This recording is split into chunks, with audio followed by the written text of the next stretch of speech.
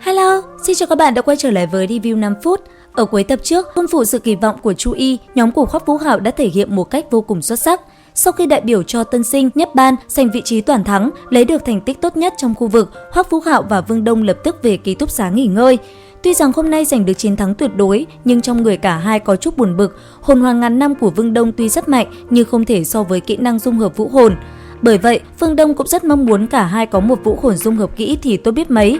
Nghĩ đến đây, cả hai thử lại gần nhau tiến vào trạng thái tu luyện. Khi hai tay của bọn họ tiếp xúc, Hoắc Vũ Hạo mở to hai mắt vì bất ngờ, mà Vương Đông cũng đồng dạng giật mình kinh hãi.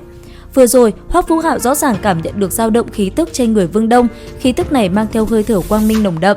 Nó kích thích từng luồng hồn lực trong cơ thể hắn, giúp quá trình vận chuyển nhanh chóng và thoải mái hơn. Ở phía đối diện, Vương Đông cũng chậm rãi nhắm hai mắt vào cảm nhận. Từ người Hoắc Vũ Hạo xuất hiện một luồng khí ánh kim, sau đó dần dần chuyển thành màu lam ánh kim, rồi lại thành màu vàng lợt. Thời gian trôi qua, khí tức trên người Hoắc Vũ Hạo cũng bắt đầu biến hóa.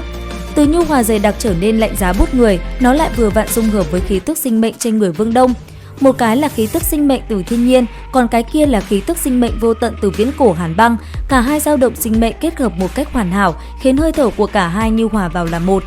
Đúng lúc này, từ tinh thần chi hải của Hoắc Vũ Hạo xuất hiện một luồng khí mát rượi. Sau đó, một giọng nói hết sức quen thuộc vang lên. Vận khí tốt thế, không thể nào. Thêm Mộng Băng tầm ngủ say mấy tháng nay lại thức tỉnh vì Hoắc Vũ Hạo và Vương Đông Đông. Bất quá, nó lại im lặng, mãi một lúc sau mới nói tiếp.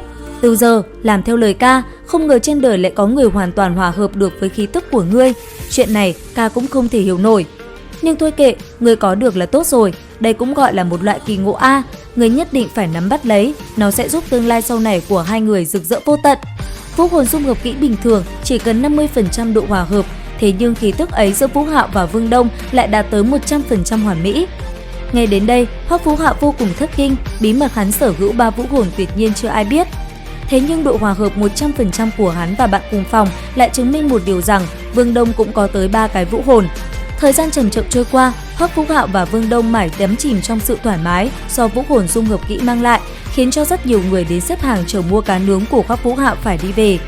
Mãi cho đến khi trời sáng, tiếng ồn ào bên ngoài đã đánh thức hai người tỉnh dậy. Sau đó, dùng tốc độ nhanh nhất chạy về phía tòa giáo học lâu. Tính tình Chu Y như thế nào, bọn họ quá rõ rồi, đi học muộn cũng chẳng khác gì tự sát. Tuy nhiên, vì thành tích của cả lớp trong kỳ thi vô cùng xuất sắc, nên dù cả hai tới muộn một chút, Chu Y vẫn bỏ qua. Sau khi cả lớp ổn định lại trật tự, Chu Y tiếp tục lên tiếng. Trong kỳ sát hạch vòng tròn này, có tổng cộng 6 tổ có thành tích toàn thắng. Trong lớp chúng ta có một tổ, ban đầu ta còn định thưởng cho bọn chúng một chút. Nhưng mà hôm nay, bọn hắn đến muộn, cho nên ưu bù khuyết, không thưởng cũng không phạt. Cuối giờ học, Chu Y gọi riêng 3 người nhóm Hoắc Vũ Hạo ở lại. Bà nói cho bọn họ biết trong 5 nhóm toàn thắng tại lượt đấu vòng tròn, có 3 nhóm xuất hiện hồn tôn 3 hồn hoàn. Bởi vậy, bà mong rằng bọn họ phải cố gắng hết sức mới có thể đạt được quán quân. Sau khi tan học, để thử nghiệm một chút thành quả sau cả đêm hôm qua tu luyện, Hoắc Vũ Hạo và Vương Đông đã đến một khu rừng cách xa ký túc xá học viện. Khi xác định xung quanh không có ai, bọn họ mới bắt đầu tiến vào trạng thái tu luyện. Hai thân thể tiếp xúc thân mật, hồn lực cả hai nhanh chóng chuyển hóa thành Hạo Đông chi lực. Đôi mắt Hoắc Vũ Hạo sáng ngời, ánh sáng vàng cũng lóe ra, mà Vương Đông vừa đưa cánh lộng lẫy từ vũ hồn quang minh nữ thần điệp cũng xòe ra. Trong phút chốc, hai người đều có một cảm giác kỳ lạ. Hư ảnh quang minh nữ thần điệp của Vương Đông khi đến gần linh mâu lại cháy rực lên, hai ngọn lửa vàng và lam không ngừng đan xen nhau.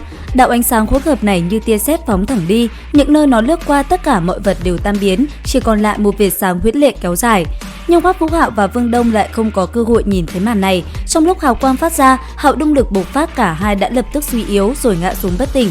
Mãi cho đến khi mặt trời ló dạng, Vương Đông mới chợt bừng tỉnh, mà thân thể Hoắc Vũ Hạo còn đang nằm đè trên người hắn, khiến hắn như muốn phát điên. Sau khi ổn định lại, nhìn thành quả đêm qua của bọn họ, cả hai đặt tên cho kỹ năng vũ hồn dung hợp kỹ này là Rực Rỡ, Điêu Tàn, Hoàng Kim Lộ. Tuy nhiên, đúng lúc này thì Chu Y đứng ở phía không xa tức giận, quát mắng hai người bọn họ. Hai tên nhóc các ngươi, không mau đi thi, còn ở đây làm cái trò gì thế? Đến đây thì cũng hết tập 10 Đấu La Đại Lục phần 2. Xin chào và hẹn gặp lại các bạn ở những video tiếp theo.